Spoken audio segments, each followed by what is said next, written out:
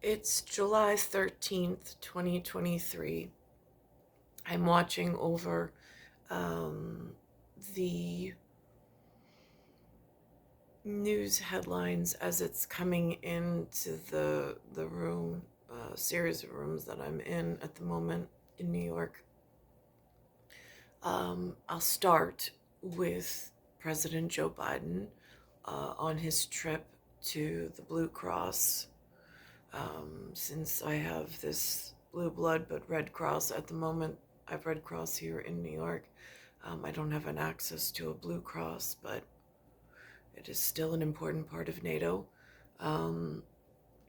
So I'm watching President Joe Biden's message with the Finnish president as they hold a joint press conference that they're allowing through on the media through this channel called News Nation.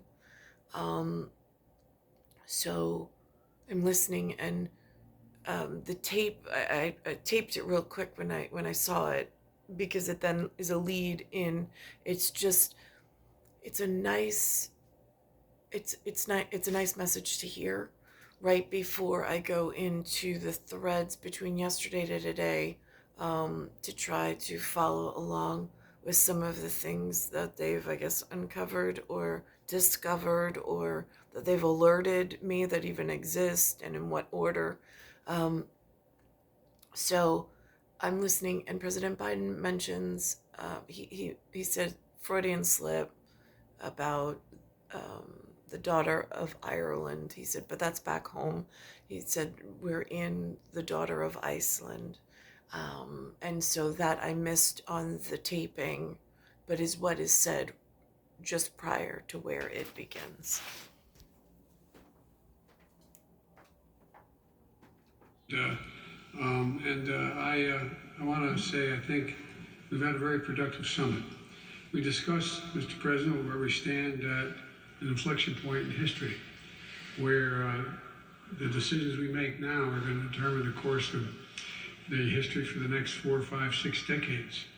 And this week we affirmed how Finland and the United States together, with allies and partners, are working in lockstep to set us on a stronger, safer, and more secure path, not just for Europe, not just for NATO, but for the world. In Vilnius, NATO met with 31 nations for the first time.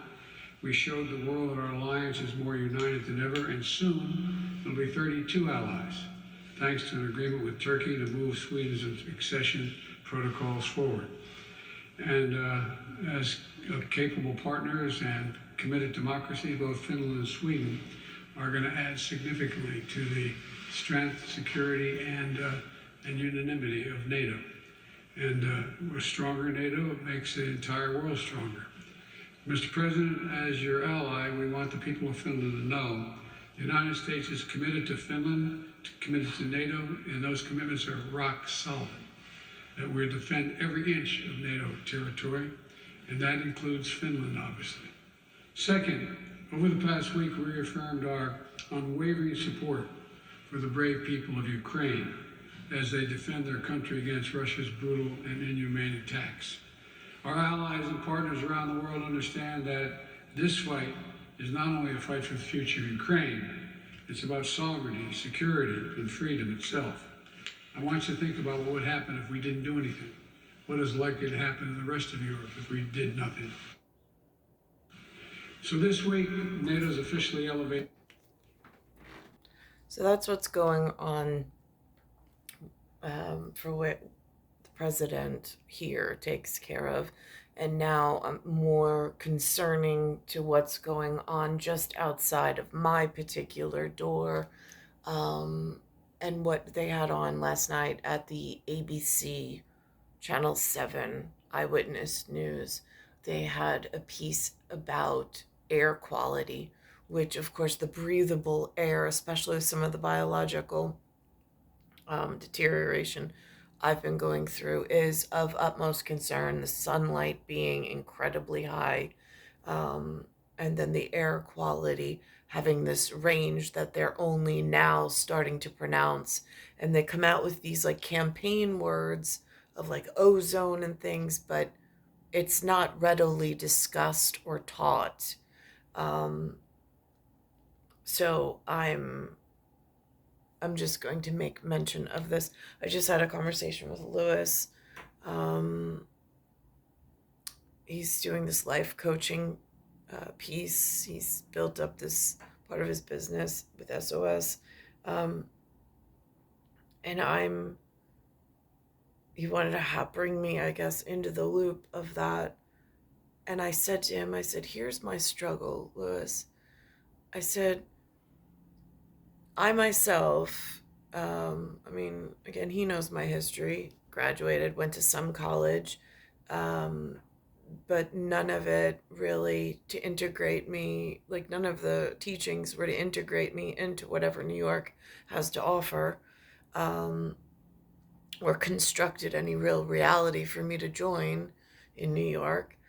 So I said to him, I said, what you should know is in like right after the laundromat, I was like, I was doing the real estate thing, and um, the trainer recommended I go see this thing. I got some strategic management calls for like life coaching. I was like, so that's my experience. I said, but when the man, and at that time, like, is when I wanted to leave the marriage with Jason. I was like, and I wanted to move on with my life. I was like, and at one point, and they did a personality profile, they did all these wonderful things. I was like, but then they needed to start charging for the coaching calls, which I completely understood. It's a service business. But I was like, but I had no money. I was a mom of three, and I was starting out in this commission only business where you put all your time invested in, but there's nothing built like business plan wise. Like again, there was a lot of problems with it. I was like, so I get life coaching, but life coaching, the way that you're constructing it and putting it out in public, while it's important service, um, for somebody like myself, I don't have like personal funds in order to invest in that line of business. So again, it's it's these struggles, and they're not excuses, they're real facts about how the system works or doesn't work here, where it's almost like the cart is before the horse rather than the way it's supposed to be set up with the training and the government like investing in the youth in order to have that horse pulling them as the cart, and then at some point them taking pole position. That never formalized here in New York, and I don't know why, for my particular person anyway. The region faced last month and how the Adams administration handled it. The smoke from the Canadian wildfires resulted in the city having the worst air quality in the world at one point. Some arguing Mayor Adams should have acted earlier to alert New Yorkers to take precautions, but officials say it's difficult to forecast any weather event, especially air quality. In particular, air quality caused by smoke is notoriously difficult to do. And again, I think how off these forecasts were will point you to that. It's just where we are with the science. Mayor Adams continues to back his emergency management commissioner and says he stands by the city's response. The mayor also says his office reviews their response to every emergency and looks for ways to improve it. And Leah, you gotta wonder, what is the air quality? And now I'm going to go back to this, but at the same time, with this time management and with this weather related and this predictability status, I've heard on the New York radio Mayor Adams saying that, like, God and Jesus told him 30 years in advance, that's his words, that he was going to actually be mayor of New York.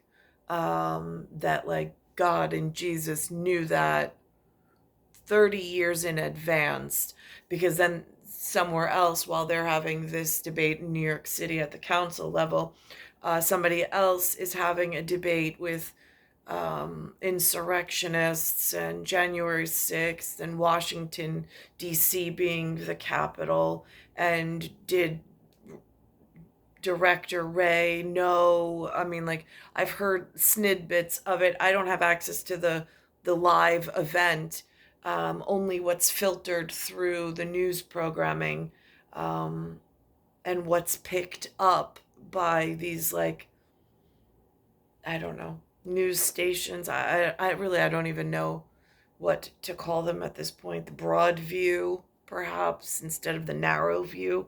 I'm not sure how to construct the words to go spell correctly. Quality today. 122, which is the air quality index. This is a little different. This is ground level ozone. This is not wildfire smokes. This is sort of more classic summer situation. I don't know that I'd go as far as to say the forecast was off in terms of the air quality, but I would say it's a learning curve for all of us. Remember, this is not something we're used to forecasting around here. We're thinking of other parts of the country, and we have to learn from that. And obviously, these episodes can happen here, and it can be very dangerous for some people. So that's why we've really gone to monitoring it on a regular basis here. So outside we go this afternoon, where, you know what, it doesn't look terribly hazy. If you've looked up, there's still a hint of blue out there. The humidity is not through the roof. It's been climbing. It actually backed off in recent hours. You can see that dupe. Now, air quality is a concern. Second concern that I noticed, it aired Wednesday, July 12th on News Nation Now with someone by the name of Nicole Burley, but she doesn't spell her name the way that I do. And it's E115. This speaks of it's more like economic related, about downtown. They chose for this particular piece St. Louis, however they pick these things, and how St. Louis has had such a turn that businesses are moving out because of the crime levels. So it's a focus piece outside of New York City. New York City has its own whatever it's going on at the moment, with buses of migrants moving, or what they're calling migrants. I can't verify that they were actually granted access purposely, or by whom. And then the third concern, because I'm looking at different levels, like dipping shit of the whole entire population, for lack of a better term. And it is the last, like, because there's real concerns like air quality, real concerns like economic development and the city planning for a place like St. Louis, like New York City. And then there's the lesser important, but there it has a pillar in the whatever building of the future, which is this switching from credit card markets back to cash is king. Now, I get the turnover. I get why they're trying to do it in a way. But I also, there was such a rush into, like, my parents did not have access to credit cards. That when I arrived, it was not a thing. It became a thing when I was like 5 or 6 years old. And that opened up this interchange fee schedule that I don't know where all that money went or who that money went to take care of. But it like just disappeared as far as I know, like, because I don't even know where to ask questions as to where did all those money go. And now they're talking about scaling it back, and I don't even have access. Like, I'm not built into the American system or into the New York system the way that I should have been. And like, incidentally, where Zeus, the god of all gods, and Poseidon, like the god of the sea, comes in, I'm still Venus as far as star timing and star gods go. And that's a fact, and that's not going to change. So the fact that they hurt me so badly while I was here going into, It's almost as if they designed me as some form of collateral damage or some acceptable loss according to NCIS in some fantasy conjecture, which I addressed yesterday. I mean, again, I don't know how to dignify it without disavowing myself or like becoming disingenuous. And I don't know how to rectify my real situation in a proper manner at this point. It all just seems,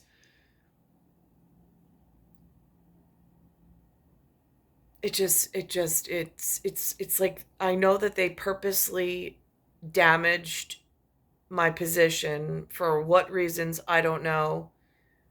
And then it in collateralized damage and whatever they called it, an acceptable loss on this NCIS New Orleans. I don't know why. But that just is big production in actors studio knows about it. And then it's almost like they play these games for super sport. It feels like if I was talking like the Queen's Car Club, directly in whatever it is that they do. And it's just, it's life altering. And then where is the breaks, or where is the help for someone like myself?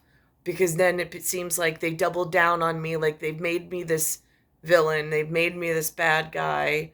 Things happen, and then they try to villainize me even further to further other like collateral damage. It's just, it's self-defecating or self-deprecating. I don't even know the word at this point. Um, but it was a forced situation. It's not like I generally elected for this procedure at all.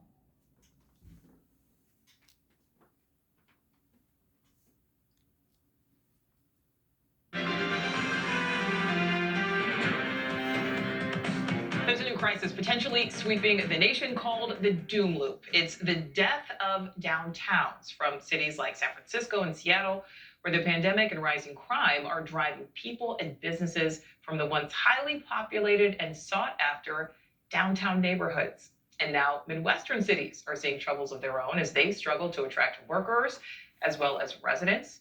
Correspondent Robert Sherman is live in St. Louis, Missouri. That is a location I know well, Robert, and I know this is a growing problem there. It's pretty unbelievable, Nicole, when you think about St. Louis, all the history here, how it's had a long tradition of being a center of commerce. Now, they chose a city that bears my father's name. I'm just saying it's important. It's a beautiful summer's day. There is nothing going on here in downtown St. Louis. It is completely dead. And you walk around here, you start to understand why. You see all of these old stores that are vacant, bars and restaurants that are now abandoned buildings. And this is multifold. On the one hand, I mean, you've seen a lot of businesses leave this area over the last couple of decades. But on the other hand, there's a crime issue here that a lot of residents have told us they just don't want to come down here for that reason. And this is. And now, after this, I'm going to do the top 3 concerns, like logistically, air quality number 1, then this new like downtown doom thing going on, and then credit card rewards are going away because somebody has to pay for stuff. And then and then they alert me as to what, like this thing called an NGO. It's like a new tag headline over the last few days. I've never even heard of it before. And then on Cuomo's show, right, the lead into that is on Vitter, was about dairy farmers are dumping milk into the drains. Like, I mean, they say don't cry over spilled milk, but that seems like a really important signal.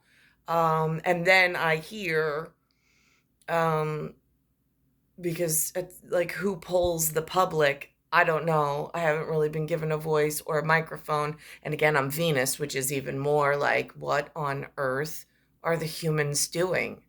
And in what order? I mean, if you're Venus for America, why are they treating me this way?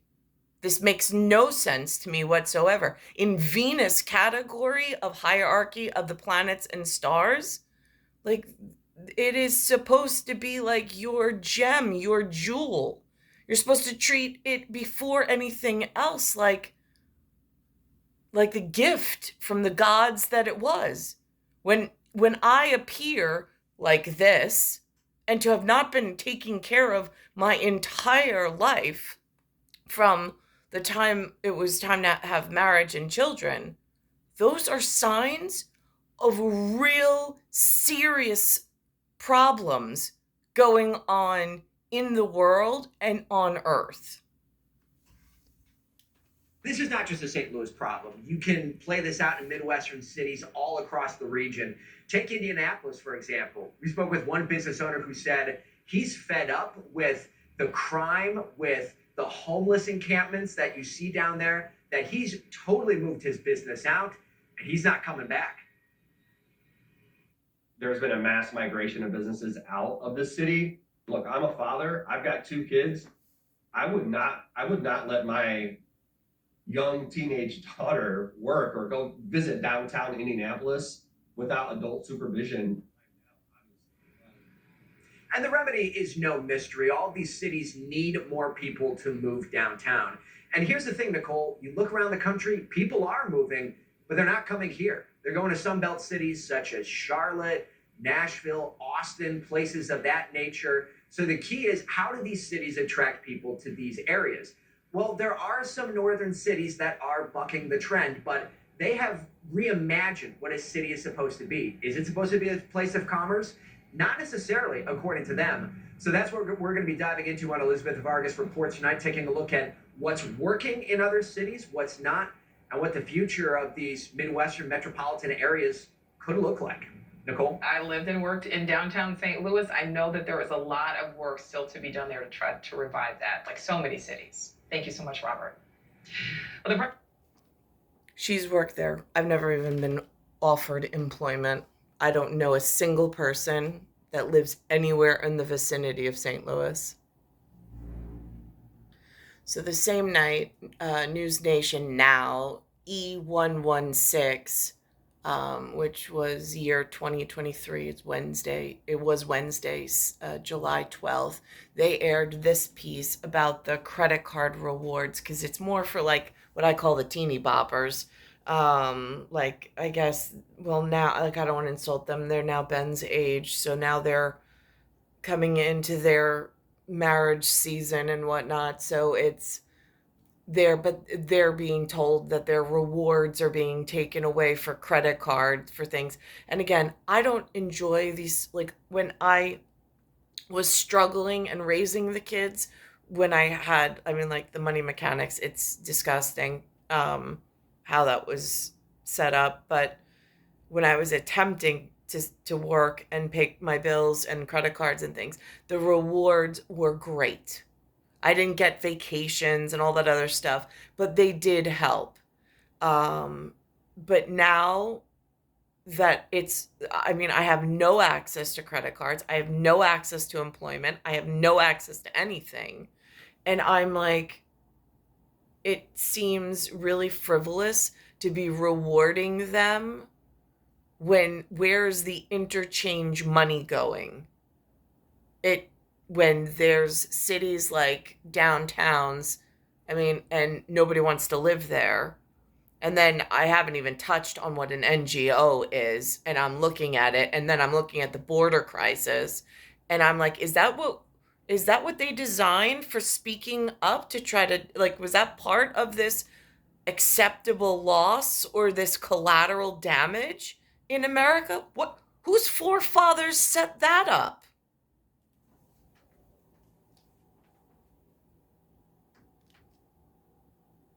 Stop many Americans from utilizing their rewards for things like travel, gas, groceries, even cash back. Let's go ahead and bring in our panel. Let's talk about this. We've got the points guy, Brian Kelly, and employee and labor relations expert, Jason Greer. Brian, I am about to book a flight with points. I don't love this one. What should consumers like myself be expecting here? Well, look, travel expenses have risen dramatically, way outpacing inflation. So millions of consumers use points and miles to be able to travel and visit families, and millions more use it for cash back. And beyond the points, the flexibility to have purchase and fraud protection, that's all built into our current system, and it's paid for out of interchange. What Congress is now trying to do is take that interchange down for retailers. So it's directly taking value from the consumer, taking our points away and adding it to the retailers' bottom lines. Congress people are saying, oh, well, it'll be like trickle down economics. The retailers will lower prices for everyone. Just trust us on this. And we know that that is actually not going to happen. So consumers should be upset by this. Now, again, who's responsible for making sure that actually, who watchdogs that? Because at this point, who are these retailers? And I mean, I've already been hit by so many blocks in the system. I mean, I put on an example of somewhere between The General's Daughter 1999 and this new NCIS episode that I just discovered that aired in 2017. And it really feels like being the general's daughter on that bed with this dad that's hovering over me telling me everything's going to be okay and just try to forget about it.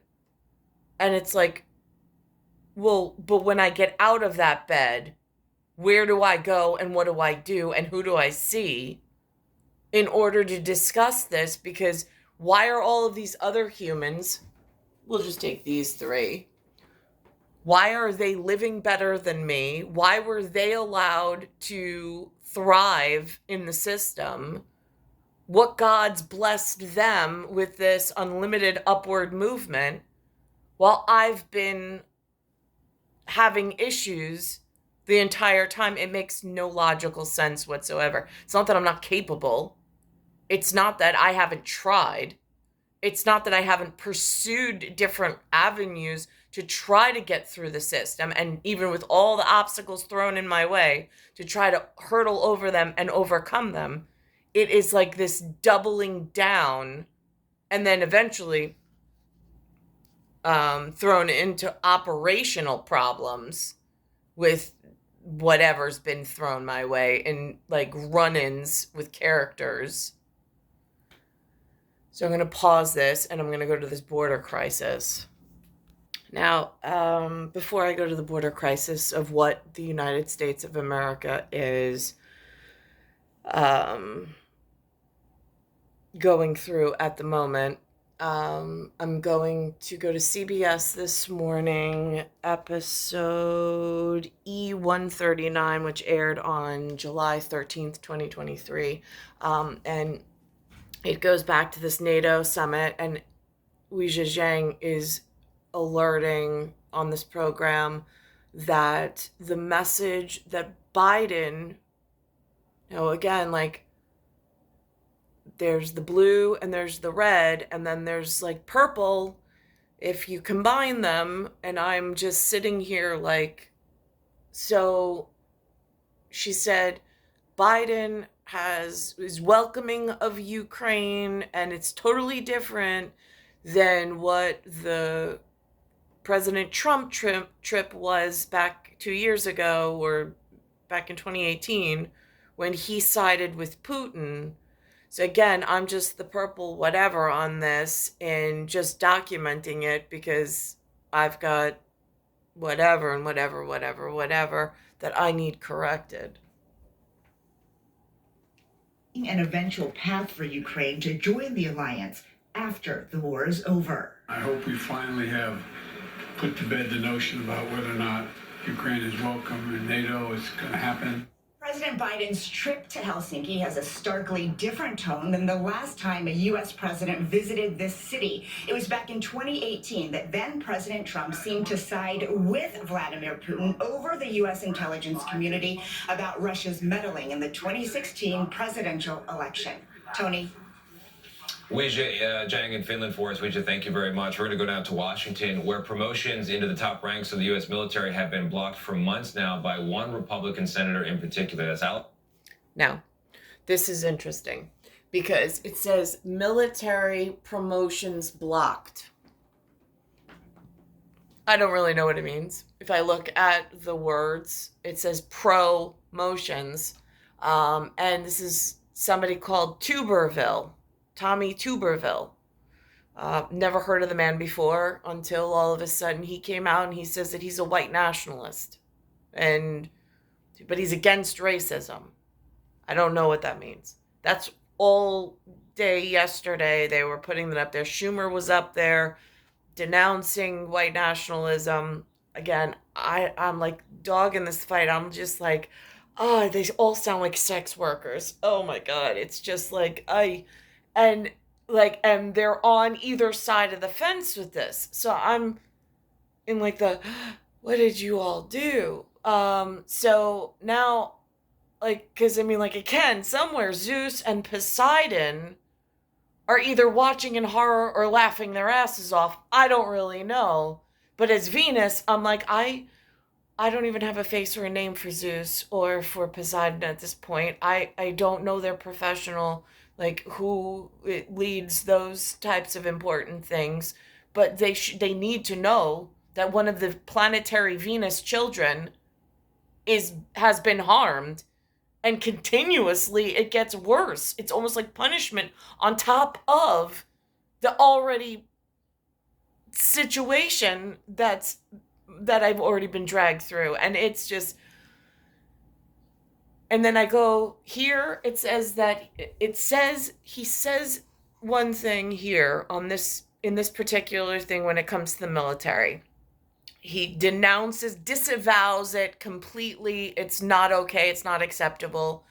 And then I'm thinking to myself, they also have on here, I'm like, okay, so then there's the NASCAR races where they're left on Noble, right on something else, on some new course that they designed. They just let that one out. I was like, and then there's this 11th hour racing on the ocean that seems really important at Anchors of Reality. Alabama's Tommy Tuberville, who objects to a Pentagon policy maintaining abortion access for service members. The Secretary of Defense, in response, says that the senator's move creates a, quote, clear risk to military readiness. David Martin has more. They volunteered to wear the uniform of this country. They volunteered to risk their lives for this country. Why do they deserve to be punished? Senator Tim Kaine of Virginia became the latest Democrat to castigate Republican Senator Tommy Tuberville for the hold he has placed on senior military promotions. What would it take for you to lift your hold on all these nominations? All they need to do is change it back to where it was. Tuberville is demanding Defense Secretary Lloyd Austin rescind this memo authorizing paid leave and transportation costs for service members to travel to states where abortion is legal. So far, Tuberville has blocked more than 250 promotions, some of them to major commands around the world, as well as heads of the armed services. Aren't you dragging the military into politics? I want to keep politics out of the military. It is ruining our military. General C.Q. Brown, President Biden's nominee to become the next chairman of the Joint Chiefs. Now, chairman of the Joint Chiefs seems really important title. It now represents like this. And I'm like, what happened to Dave? Like, seriously. There was a man by the name of Dave. I don't know what his last name was. I just know he was an incredibly important man. And somehow his chair was taken from him and replaced with this gentleman. All while I'm as Venus in planetary, like super important, while I'm being held in a series of rooms without any way out and without a voice. There's something seriously wrong, not just in local whatever, but out in places that, I mean, the reach is so whatever. And I don't even know if it's being questioned correctly, but it's fathoms. It's fathoms deep. Warned of the consequences this hold could have. It has an impact, not just for the senior officer, but all their staff and all those below them. We will lose talent because of those challenges. But Tuberville says he. Now, that regalia that he's wearing is the us. It's the U.S.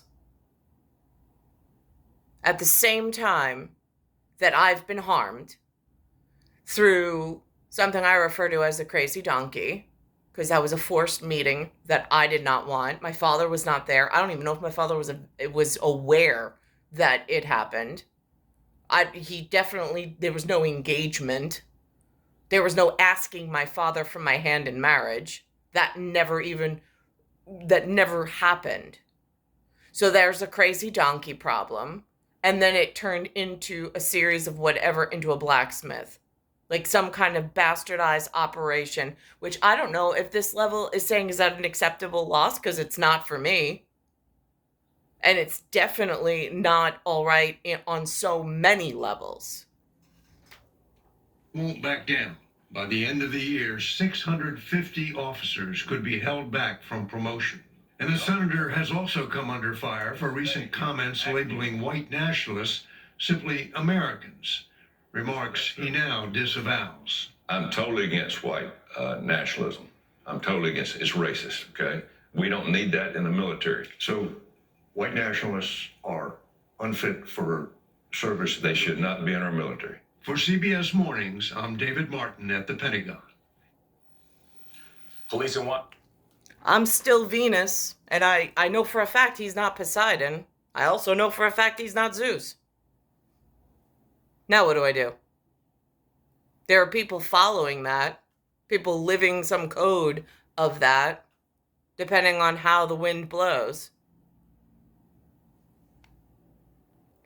Now, that is a super serious thing. And now in America, there's something called an NGO I've never heard of, which is a non-governmental organization, which takes on these refugees and things and moves them in. And I'm watching this through this border report that they have on today, which is July 13th, alerting me that such things exist. They never, even in my schooling or any of the rooms that I went to, ever taught what an NGO is, even that it exists, that those levels of alphabet have not been spoken of. And if they weren't going to teach my level, that type, then the marriage really should have been to somebody who was allowed an education into that, for certain. Yorkis will testify before the House Judiciary Committee later this month because they are fed up with his handling of the southern border, like a lot of Americans are. It comes as the governors of Texas and Florida have been putting immigrants on buses, and there have been people calling on them to stop, saying it is highly aggressive, it's abusive. Even some members of the California governor's office saying it was kidnapping. But the federal government has been moving immigrants on buses as well. And now there are some questioning whether they are doing what's right to communicate to those immigrants. This is not an original idea. We've seen NGOs do it for years. Our Allie Bradley is in Arizona with more on this and what you've learned about. So NGOs have been doing this for years. Why didn't they stop it? Why didn't they shut it down before it caused downtown cities to go through some, what do they call it, some kind of doom? Why is this problem getting worse and worse? And they know the avenues that they're coming, the inroads they have already discovered. So why isn't it being shut down? About the pot maybe calling the kettle black here. Yeah, you're exactly right. Great way to put it there, Adrian. The consent forms really make all the difference here, right? Something that we saw Governor Abbott and Governor DeSantis lean heavily on as kind of the reason why they were doing what they were doing, that these migrants knew what was happening. But now, as you mentioned, the federal government has and continues to move migrants out of small communities like this here in Douglas to these transport hubs like Tucson. And apparently they're doing it without any kind of written consent or consent at all here. And the migrants I talked to didn't even know where the bus was going. Take a listen. Did you sign any consent forms to get on the bus? Any forms? That said, hey, I'm going to ride the bus? Okay, so this is the only form that you have? Yeah. Do you know where you're going? My friend? To your friends? Do you know where this bus is going? No.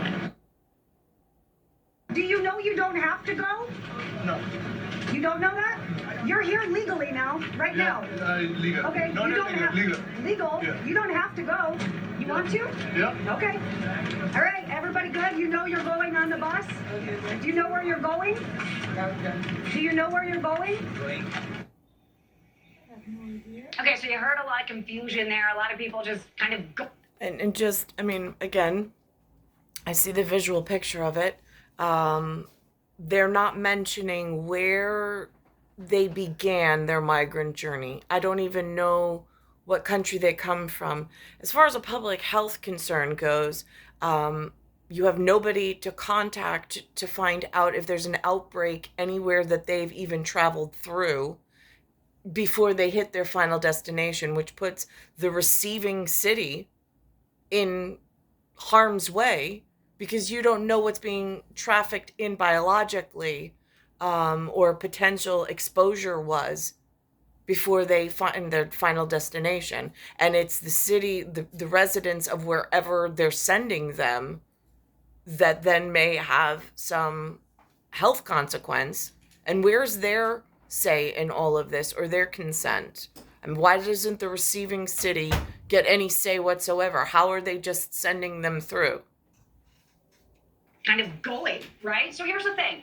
Regardless of how you feel about the immigration issues that we've been covering along the southern border, these migrants have been processed and released by Border Patrol. So under the Biden administration, they are in the United States legally while they wait for their asylum cases to play out. But they don't seem to think that they have any rights.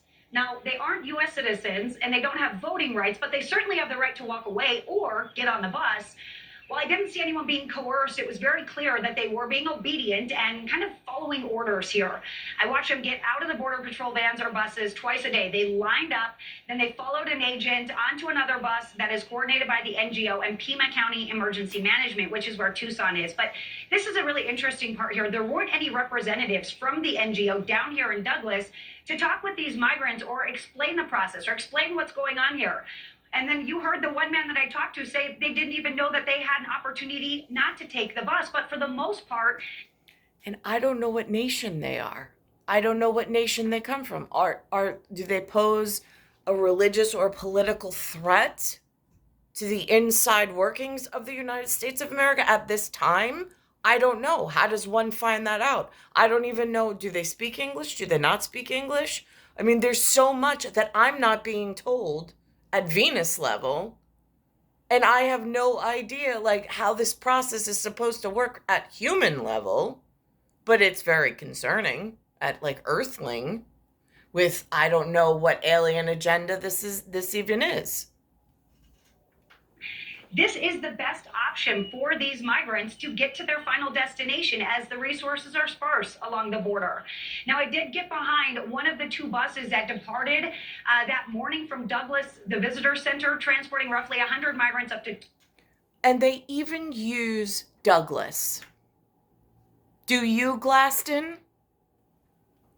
To Tucson, to one of the largest NGOs along the southern border. We're talking about Casa Elitas, which is run by the Catholic Community Services. So in an email request to the NGO, I asked how this is all being coordinated and if the migrants were in fact being given consent forms to be transported from the border up to Tucson.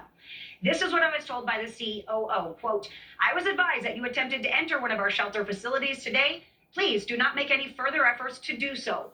All of our shelter sites are closed to the media and the public. Now, here's the thing. I never exited my vehicle or breached the fence line or made an advancement towards their area. So according to the Pima County Emergency Management here, the operation is being funded through reimbursement through FEMA, which, of course, is taxpayer dollars. We all pay to foot these bills. And as you mentioned, Adrian, this has been an ongoing effort here. So I have reached out to DHS. I've also reached out to Arizona Governor Katie Hobbs. I am still waiting on that detailed response from Casa Alitas on these ongoing efforts. So now, those are federal dollars. I've looked at the U.S. Treasury for this, like the love notes of like the ancestors and the people of this territory, and they look like that's the ancestor, and then there's another one that I use on the $10 bill, which I'll get. But I'm confused because it seems nationally there's something off. Now, with that chair that was moved from the man by the name of Dave to this new person, I don't even know, is spilled milk even getting to the correct level that it needs to be heard through? Or is there some kind of filter that's being used that's completely silencing and hurting people like myself? So I'm going now to Cuomo, who has a call-in show. This one was E138, Wednesday, July 12th. This is what it sounds like. Too much milk, more milk than there is places to process it in the United States. They're now pouring it down the drains in Wisconsin. You're paying for it. That's tomorrow. Chris is next.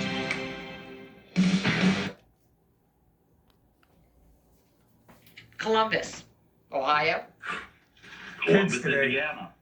Indiana. Columbus, Indiana is a real place, by the way. Anyway, what's going on, brother? What's your question? Well, good evening. It's great to be on the Mr. Bill and Cuomo show. My question for you, aren't these daily conservative congressional musings just an effort to deflect attention from Trump's sins and the January 6th insurrection?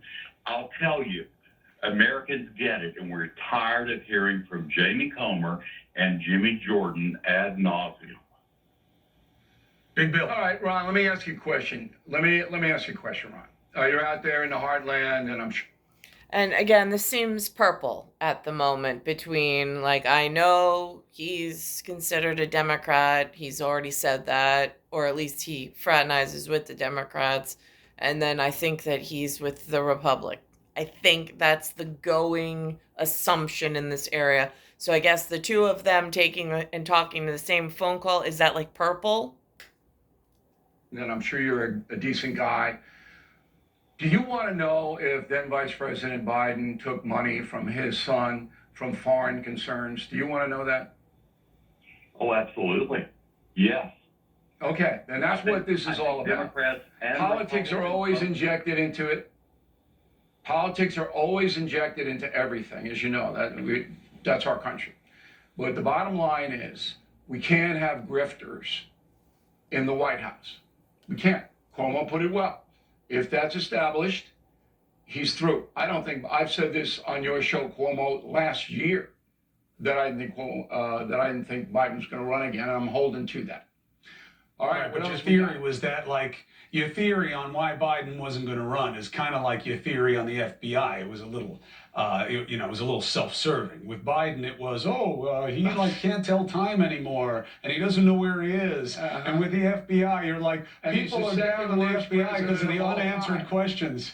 Yeah. But people aren't just down on the FBI because they're unanswered questions. They're down on the FBI because you have one half of the political spectrum that's done nothing for the last 5 years but bash it. And people listen. And if you say something enough, people start to bring it up. Look, the facts are the FBI has always been what it is right now. Has always been what it is right now. It's absolutely you not and true. I spent Read my 20 book, years Killing the Mob. fighting against the FBI. No. That's outrageous. What you just said is outrageous. This is a politicized operation. It started under Comey, and it has continued under Wray. What they did in the Russian collusion with Twitter, with the Catholic Church out of the Richmond office, outrageous, Cuomo. Never would have happened. I document the FBI in my book, Killing the Mob. Hoover was horrible, but the agency was honest. Bill, I agree that the agents, by and large, do the job the right way. I'm not the one who's bashing the institution, even though I'm a journalist and it's kind of my job. What I'm saying is that if you think, or want anybody else to think, that the federal government, even in the personage of the FBI, approaching media entities to to curb coverage or to shape coverage or to intimidate the nature of coverage is new in any way, you know that is nonsense. Even if you want to just look at the Pentagon Papers, I can't tell you how many times different White Houses were upset about what I was saying and I had to hear about it. This is what they do, okay? And now they're doing it with social media and it's wrong. Another call. What do you got? What do we got? We got Anne from New Hampshire. Oh boy, look at this. Anne from New Hampshire. Hi. I guess I have a comment, and Bill O'Reilly's kind of dug into it a bit. But you know, Biden was elected to run the country, and he wasn't elected to be a reality star and to answer all the stupid questions and react to everything that comes up every day. And I'm just going to say something else, but if Bill O'Reilly thinks that the government, that people won't elect grifters, he missed the 2016 election. So the I just asked hypocrisy whether is you out there. wanted a grifter. Listen, that's your opinion. You hate Trump. That's fine. And I don't mind No, that. that's your Do you opinion. want You a have an guy? opinion. You don't. Do you won't want? buy it because you you want a don't guy in the want White to buy it. House? You won't buy it because you won't want to No. buy it. You won't buy it because you don't want to buy it. And that's exactly what I hear. The With economy. all everybody due likes it. respect. You With don't all have due to respect. because You you're Trump disagreeing with what I haters say, don't so- want to find out about All right, let him talk in. You don't want to find out. We saw that at the hearing today with Ray. Not one Democrat asked any pertinent questions to Ray about anything. They don't want to know. You, Ann, in New Hampshire, don't want to know because you I hate watched Trump. it and they asked Fine. him why. People believe what they want to believe. You're right. And that applies to Biden doesn't talk to the United press. Okay, but Now, this is really important because Jen Psaki used to be Biden's podium person. This caller is making a big deal or making herself known to Bill O'Reilly in front, letting the red know in front of the blue that they're not okay with the choice of the White House because it's not a family representative. okay, Biden doesn't talk to the press unless the press agrees not to ask him about Hunter, and we saw that last week with NBC and CNN. But he has somebody who's supposed to answer questions. Her name is Corinne Jean-Pierre. And according to a study by the Research Foundation, she's answered 2%. family spokesman. She's not the family. They wind up doing the same job. All right, I got it. You got to handle all of it. You got to handle all of it. By the way, Ann, I love you. 2%. You're my favorite caller. Okay, I'm sorry. I love New Hampshire. I don't know about Ann. KJP is not knocking it out of the park in that job. It takes a very specific kind of person to do that job effectively. When it comes to messaging from that pulpit, you got to have certain You should do relationships it with people for in the media. You should be Biden's best guy. You would. No. You should go out I would there. never work. I would never work for the Biden administration. I would never work for anybody not named Cuomo. But I'll tell you what, I would be great at that job. I'll tell you what, I would be great at that job, and I'll tell you what, I was sitting they in would front be of you in so. the White House room, you wouldn't be. Please, I wouldn't even let you in. There would be such desperation to take me down. I know you wouldn't. That whoever I was working for could do whatever they wanted. They would be on me all the time. All right, listen, Bill O'Reilly, I always appreciate the analysis. I appreciate the passion. It's good to have you on the show. Anything you'd like to say? Okay, I'd like everybody to go to BillO'Reilly.com. My message of the day is about the Ray thing, and you can see specifically why it was just a dog and pony show that didn't matter. Killing the Witches will be out in September. You're going to love that. I sent it to Cuomo free. You didn't even have to pay. And sign up to be a premium or concierge member. It will enhance your life. If you're a concierge member, you have direct access to me. And if you get in any kind of trouble, I will help you. And that's why this is very successful program we have on BillO'Reilly.com. All right, Cuomo, go get those UFOs, man. We'll see you next week. Listen, they've got to tell us why they don't tell us. I'm not saying they're little. You don't need to know. Leave it to us. Forget it. Tell us. Now, again, with all these seat changes in like far out of the way places, things that I haven't even been, I don't even have access to that level of seat at the moment. Even with this, this planetary piece of what Venus represents as far as like sky gods and as far as timing of the humans and planning and so on and so forth, which in ancient and modern, it is a very important, significant piece. And so now I'm watching and they have up this, so I just put on Cuomo, but I'm going back to see the BS this morning, same episode, and they have on some really respected anchor or reporter in Britain that now they're shaming for some reason. I don't know who the man is. I don't know. Like, I hear what they're saying about him, but again, I don't know why they go after these people and ruin lives like this. Like, this is the part of humanity I just don't comprehend. I don't.